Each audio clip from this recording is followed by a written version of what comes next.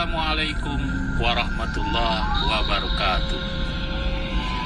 Sahabat Buya Helmi, kembali berjumpa di konten YouTube Buya Helmi setiap malam Jumat dengan sebuah kisah nyata misteri. Judul konten kali ini yaitu KKN membawa malapetaka. Sahabat Buya Helmi, Alkisah, ada 10 orang mahasiswa yang terdiri dari 4 laki-laki dan 6 perempuan.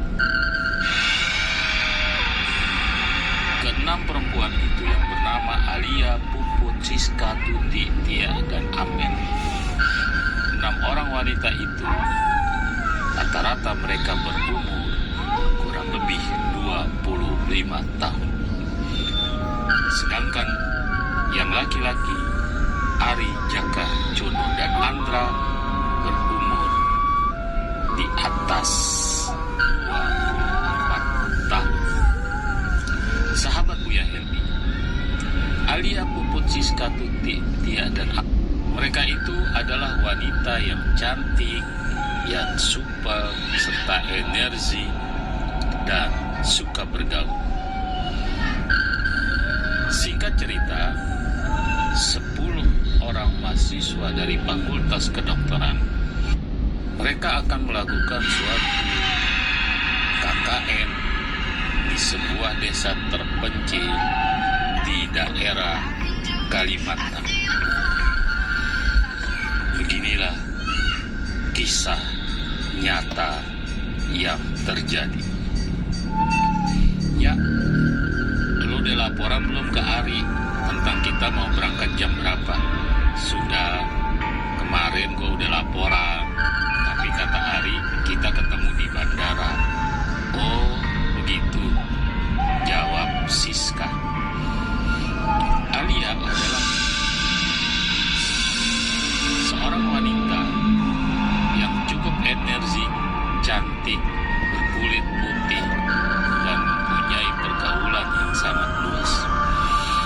Dialah yang selalu mengurusi tentang akomodasi perjalanan sebuah KKN yang akan mereka lakukan di desa terpencil tersebut.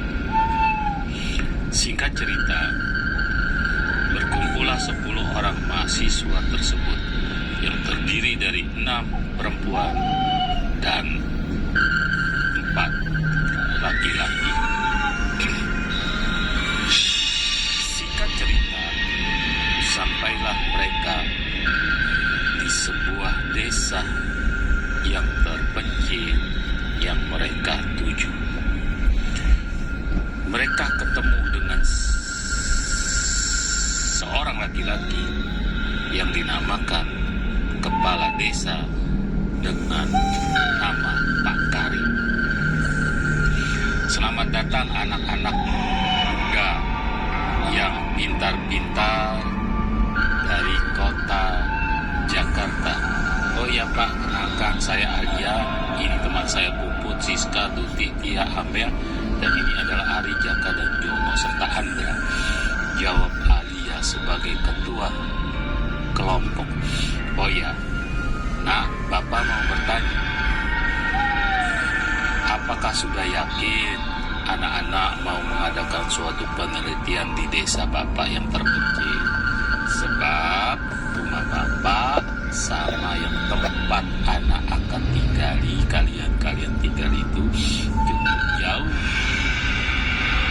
Dalam sebuah perjalanan kurang lebih 3 jam, kata Pak Karim. Kata Alia, oh insya Allah tidak apa-apa Pak, kami sudah biasa. Kami akan selalu berkoordinasi dengan Bapak, jawab Alia. Oh iya kalau sudah begitu, tapi anak-anak kalian ini harus hati-hati karena ini desa yang sangat tidak boleh ada sesuatu hal yang dianggap terlalu bugar. Kemudian Ari berkata, maksudnya Pak? Ya maksudnya tidak boleh ada suara yang berisik-berisik lah.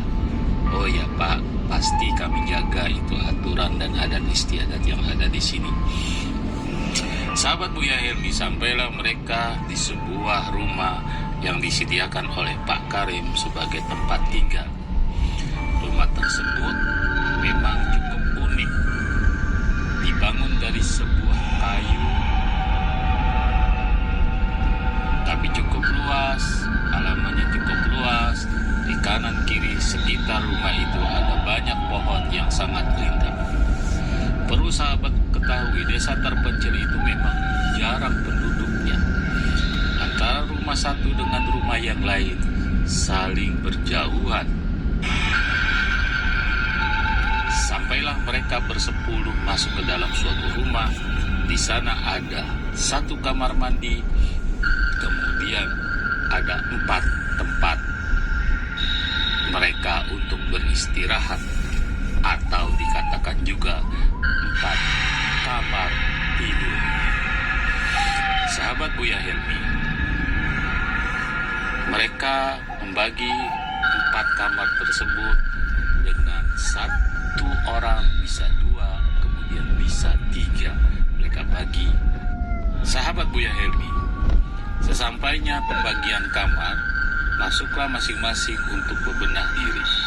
Tiba-tiba Alia berkata, "Put, antar gue yuk ke kamar mandi. Gue mau ganti pembalut nih," kata Alia. Jawab Puput, "Emang lu lagi haid?" "Iya nih Put, dari berangkat dari Jakarta gue belum ganti. Kayaknya sih sudah basah banget."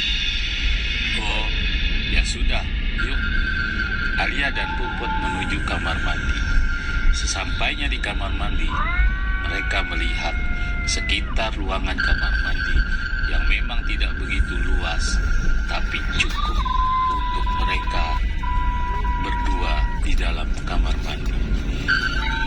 Setelah mereka memperhatikan letak, susunan, kemudian ruangan kamar mandi tersebut, mereka melihat ada sebuah jendela di kamar mandi tersebut yang tidak ada daun pintunya atau alias kaca penutup. Sehingga dengan tidak ada kaca penutup tersebut, jendela tersebut dapat menghembuskan angin sepoi-sepoi, di mana angin tersebut terhembus dari luar sehingga masuk ke dalam kamar mandi tersebut. Puput berkata, "Ya, anginnya enak ya, sejuk-sejuk seperti angin pegunungan." "Iya Put," sambil Alia membereskan baju karena dia ingin sekali mandi bersama Puput. Sahabat Buya Helmi, pada saat mereka melepaskan pembalut, kemudian Alia tanpa disadari membuang pembalut tersebut, dilemparkan melalui lorong jendela kamar mandi yang tidak ada kaca penutupnya. Sahabat Buya Helmi, "Ya," kata Puput, "sembarangan lu buang pembalut, hati-hati lu. Ini bukan kampung kita." Kata Alia, "Zaman sudah modern Put, ini kan sudah zaman canggih, sudah zaman komputerisasi. Masa lu percaya dengan yang gaib?" Jawab Alia. Sahabat Buya Helmi, Alia adalah seorang wanita yang cerdas, seorang wanita yang cantik, berkulit putih, berambut panjang.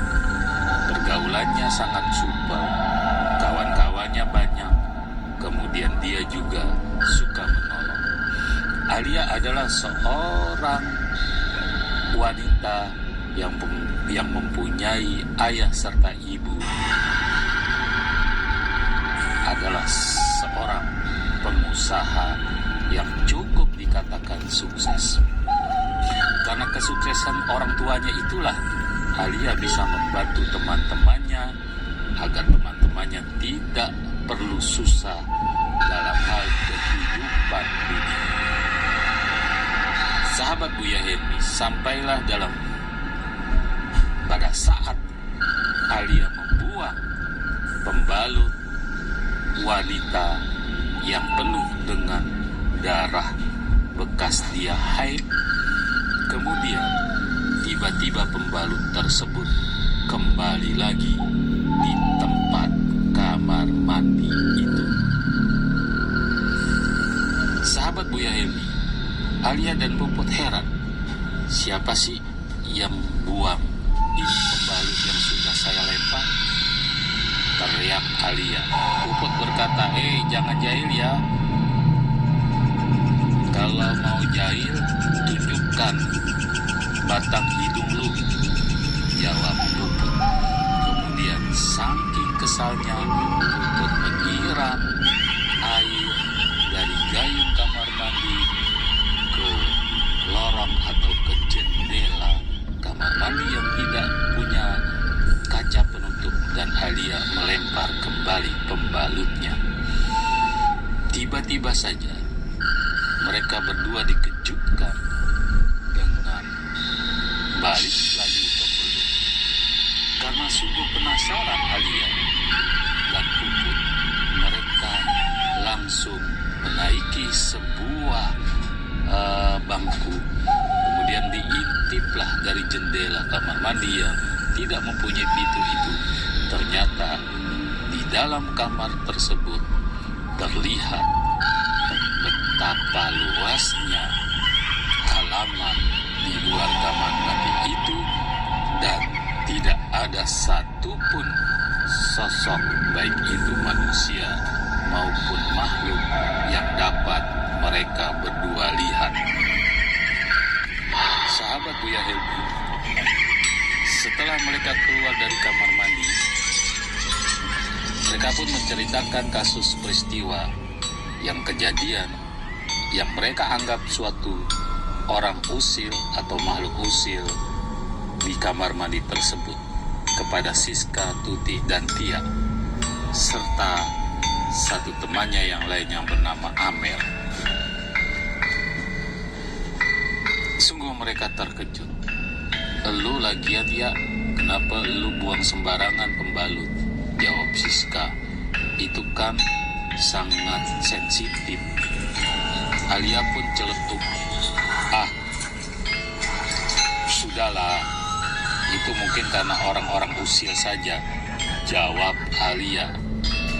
Ya sudah, kalau lu punya kepribadian begitu, tapi gue sarankan lu harus hati-hati, jawab Siska. Sahabat Buya Helmi, pada malam hari setelah mereka santap malam, tiba-tiba kaki serta sekujur tubuh Alia merasa dirinya kaku, dan dengan sekejap itulah Alia langsung kesurupan. Alia teriak-teriak, kemudian Alia memaki-maki, kemudian Alia tertawa kecekikikan, sehingga sahabat-sahabat yang lain, Puput, Siska, Tuti, Tia, Amel, Ari, Jaka, Jono, dan Andra merasa takut dan merasa terkejut dengan kejadian yang dialami oleh Alia. Tanpa mereka ada yang perintah, mereka salah satu yang bernama Ari langsung keluar dan memanggil salah satu tetangga mereka. Kemudian datanglah tetangga yang dekat dengan tempat mereka menginap. Kemudian tetangga itu berkata, "Ini kenapa, Nak? Ini teman saya namanya Alia tiba-tiba kesurupan, Bu," jawab Siska. "Kesurupan kenapa?" "Iya, padahal tadi tidak apa-apa." Kemudian ibu atau tetangga yang datang tersebut memegang tangan Alia. Kemudian ibu tersebut berkata, "Wah, ini hati-hati nih, Nak. Ini ada dedemit yang mau mengambil teman kamu yang bernama Alia." Sahabat Buya Helmi, singkat cerita, tanpa ada komando, ibu itu berkata, Kalau begitu, saya panggil orang pintar yang ada di sini, Dina. Nak, tunggu dulu ya. Sambil memperhatikan satu sama lain, mereka pun mengiyakan dengan mengangguk. Segera ya Bu, cepat ya Bu. Sahabat Buya Helmi, singkat cerita, mbok atau ibu, ya tetangga tempat mereka menginap, taruhlah kita panggil Bu Darmi. Bu Darmi itu membawa seorang laki-laki yang cukup umurnya, sambil memandang, melihat sekitar ruangan tempat mereka menginap. Setelah diperiksa tubuh Alia, kemudian laki-laki itu berkata, "Anak muda, kalian telah masuk ke sebuah perangkap pernikahan." Teman-teman Alia sangat terkejut. Maksudnya, iya, teman kalian ini ada yang bernama Alia ini sudah menikah dengan seorang makhluk atau dengan makhluk sebangsa jin bertubuh hitam. Dia dinamakan Gondoruo hitam yang ada di kampung ini.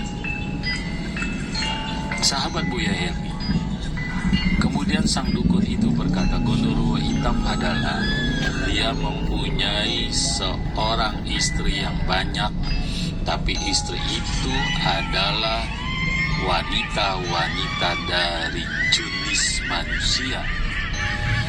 Kenapa temanmu yang bernama Alia ini menjadi istrinya? Karena temanmu ini membuang pembalut sembarangan di rumahnya. Perlu kalian ketahui, tempat tinggal sekarang yang kalian huni, yang kalian tempati, itu halamannya adalah istana Gondoruo tersebut. Karena Gondoruo tersebut rumahnya dilempari suatu pembalut wanita, yang dimana pembalut wanita itu adalah bekas kotoran manusia alias bekas darah haid dari Alia. Karena menurut prasangka jin Gondoruo tersebut, darah haid adalah suatu hidangan, suatu pemberian yang sangat luar biasa. Dikira bahwa jin Gondoruo itu mengira bahwa darah haid yang dilemparkan oleh Alia itu adalah sebuah pernyataan cinta kasih.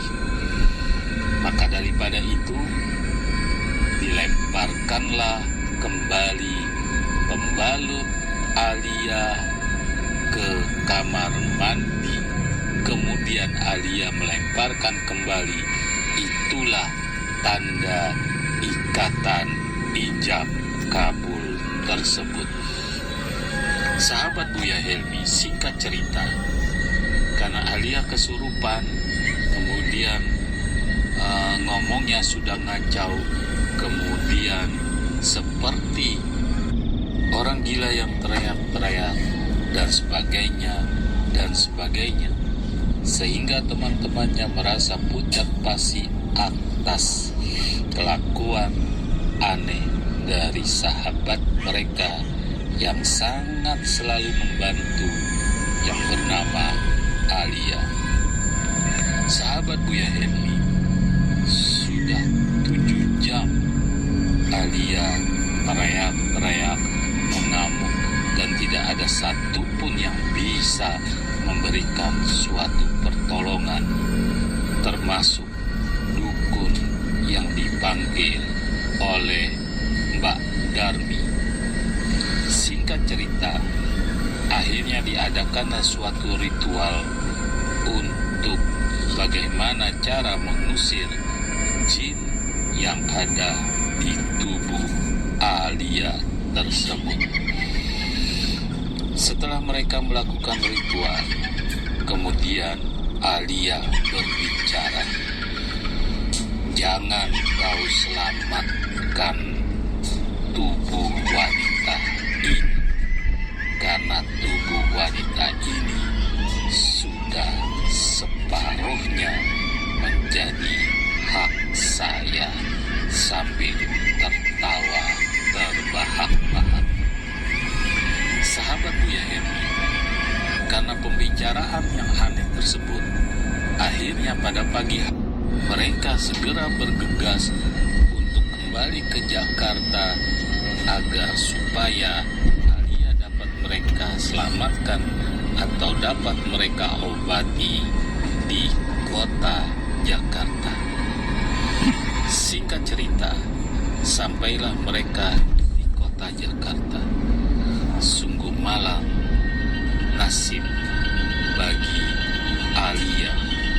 Setelah mereka sampai di Jakarta, tapi apa yang terjadi? Setiap malam Alia didatangi oleh jin yang berwujud gondoruo.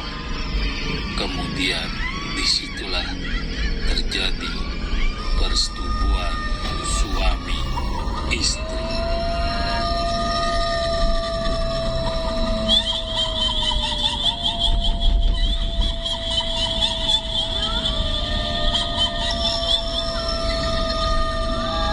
Sahabat Buya Hermi, perlu diketahui, apabila seseorang sudah digauli oleh jin, maka dia tidak bisa berbuat apa-apa. Dia tidak bisa menikah dengan manusia karena jodohnya sudah diambil oleh bangsa jin. Seperti kasus Alia, walaupun Alia banyak yang suka, walaupun Alia banyak yang sayang, walaupun Alia banyak dicintai, tapi tidak ada satupun yang dapat berhasil menjadikan Alia seorang istri. Derita demi derita yang dialami oleh Alia, sehingga kecantikannya telah pudar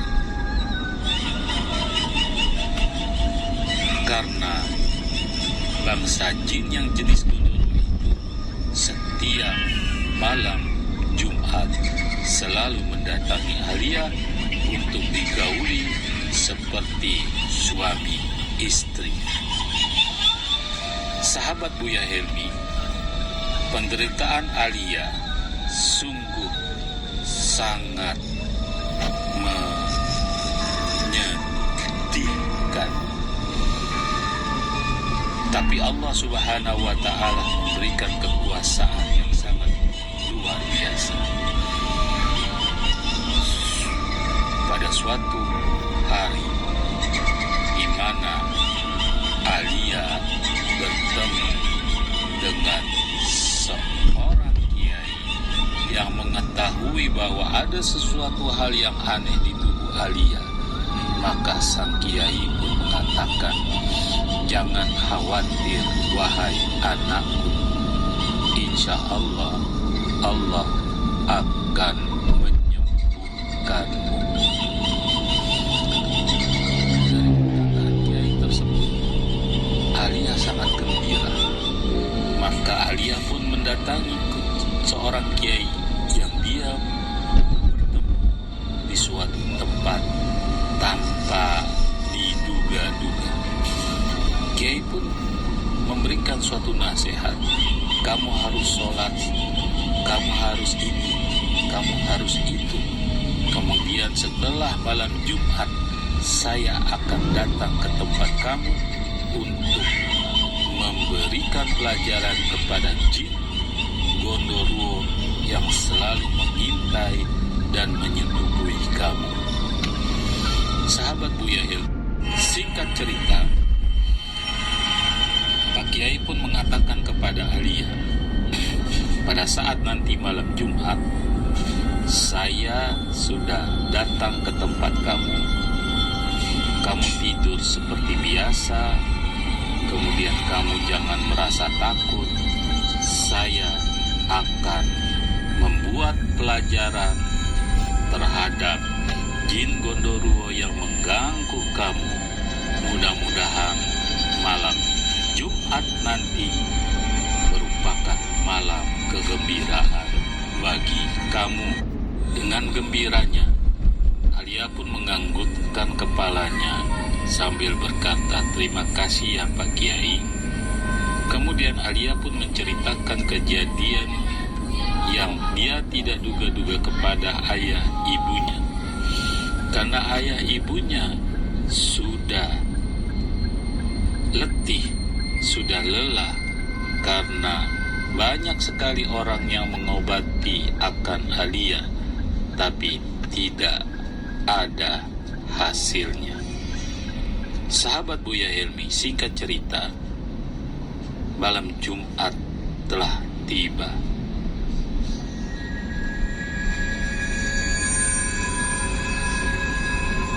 Pada jam 9 malam, Pak Kiai sudah ada di tempat rumah Alia, ditemani oleh ayah dan ibu Alia. Alia memasuki kamar yang sudah ditentukan. Kemudian Pak Kiai pun duduk bersila di ruangan tamu. Tiba waktu yang telah ditentukan.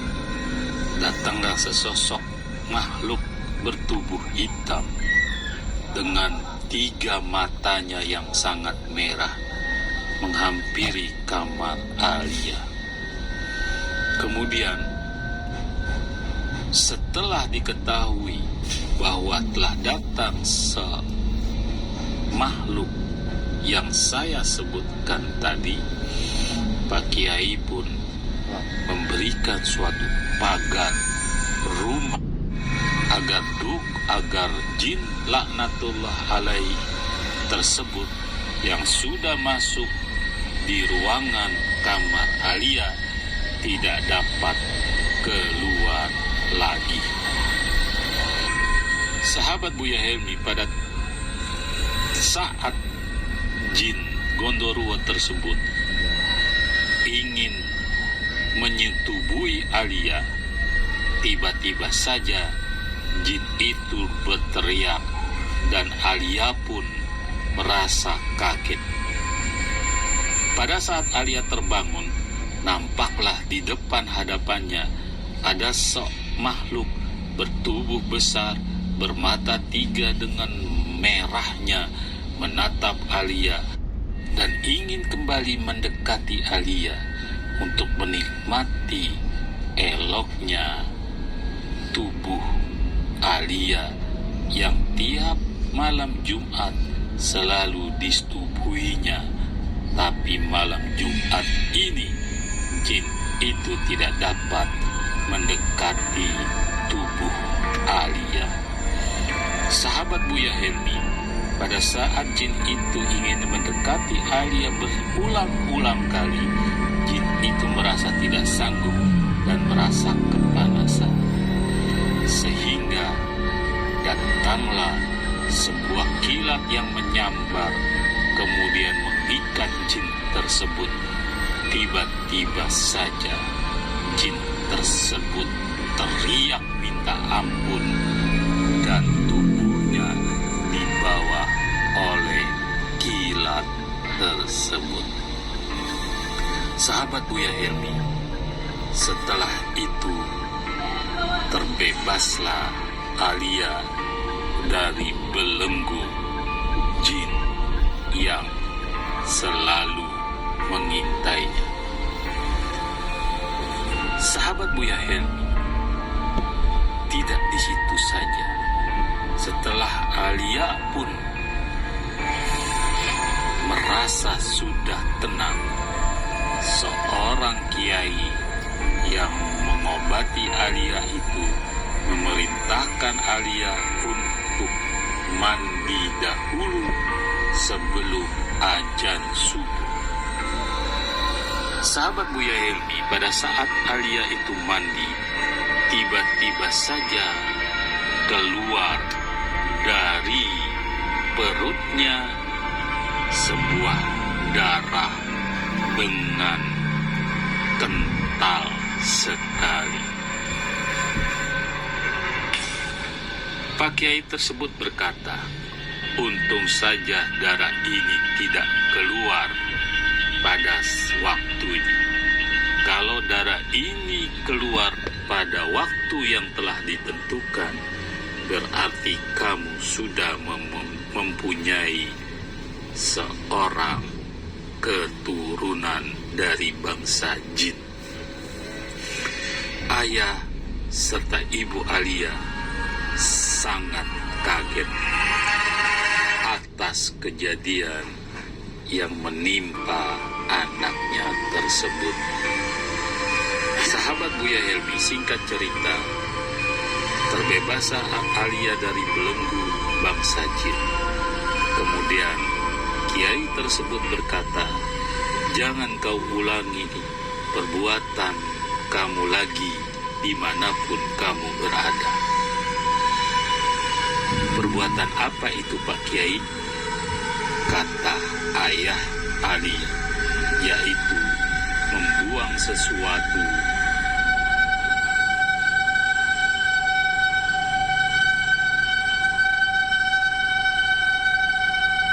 yang berupa kotoran haid. Demikianlah kisah nyata yang berbau misteri ini. Semoga kita dapat mengambil suatu pelajaran yang berharga, sehingga dari kisah ini kita selalu berhati-hati. Intinya, jangan sekali-sekali membuang sesuatu bekas darah haid kita ke tempat yang tidak diperkenankan. Kotoran haid adalah najis. Darah haid adalah tempat makannya atau tempat santapan para jin. Apabila kita selesai dengan pembalut haid tersebut, maka buanglah di tempat yang rapi. Bungkuslah pembalut haid itu dengan rapi agar tidak dimakan oleh jin. Semoga bermanfaat. Jangan lupa like, subscribe, serta komen di YouTube Buya Helmi, dan saksikan konten kisah misteri nyata minggu depan dengan judul yang berbeda. Assalamualaikum warahmatullahi wabarakatuh.